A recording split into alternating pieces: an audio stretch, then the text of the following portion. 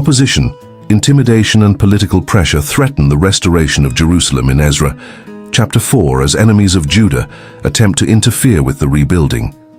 After the returned exiles restored worship and celebrated the laying of the temple foundation, their progress now faces determined resistance that will eventually bring the work to a standstill. When the enemies of Judah and Benjamin heard that the returned exiles were rebuilding a temple for the Lord, the God of Israel, they approached Zerubbabel and the heads of the families with an offer. They asked to help with the construction, claiming that they too sought God and had sacrificed to him since the days of Esarhaddon, king of Assyria, who had brought them into the region. But Zerubbabel, Jeshua and the other leaders refused. They explained that these outsiders would have no part in building the temple. The returned exiles themselves would carry out the work just as Cyrus, king of Persia, had commanded. The response was immediate. The surrounding peoples began discouraging the people of Judah and making them afraid to continue building. They hired advisors to work against them and frustrate their plans throughout the reign of Cyrus and into the reign of Darius, king of Persia. Ezra then broadens the account to show that hostility toward Jerusalem did not disappear. During the reign of Xerxes, also known as Ahasuerus, accusations were brought against the inhabitants of Judah and Jerusalem. Later, during the reign of Artaxerxes, another serious complaint was sent to the Persian king. Rehum, the commanding officer, and Shimshai, the secretary, joined others in writing a letter against Jerusalem. Their message warned Artaxerxes that the Jews who had returned were rebuilding what they described as a rebellious and troublesome city. They claimed that once Jerusalem's walls were restored, its inhabitants would stop paying taxes, tribute and duties to the Persian government. They urged the king to examine the historical records, arguing that Jerusalem had a long history of rebellion and powerful kings.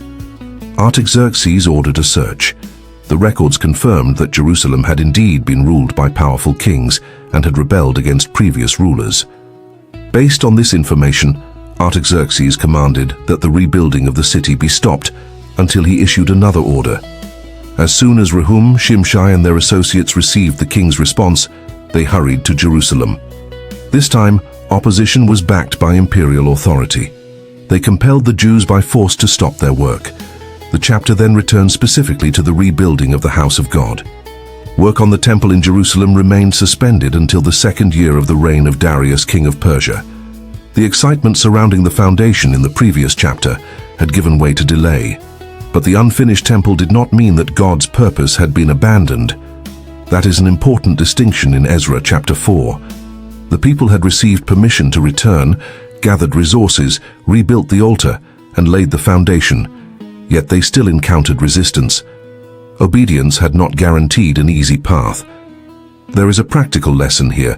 Opposition does not necessarily mean we are moving in the wrong direction. Sometimes worthwhile work encounters resistance, misunderstanding, or delay. A closed door today does not always mean the journey is over. The people of Judah experienced a long interruption, but the foundation remained in Jerusalem, waiting for the day when construction could begin again. Ezra 4 therefore closes with the work stopped, but not permanently abandoned. The next chapter changes the atmosphere once more. In Ezra chapter 5, the prophets Haggai and Zechariah speak to the Jews in Judah and Jerusalem. Zerubbabel and Jeshua rise again to rebuild, and Persian officials begin investigating whether the Jews truly have royal authority to continue the work.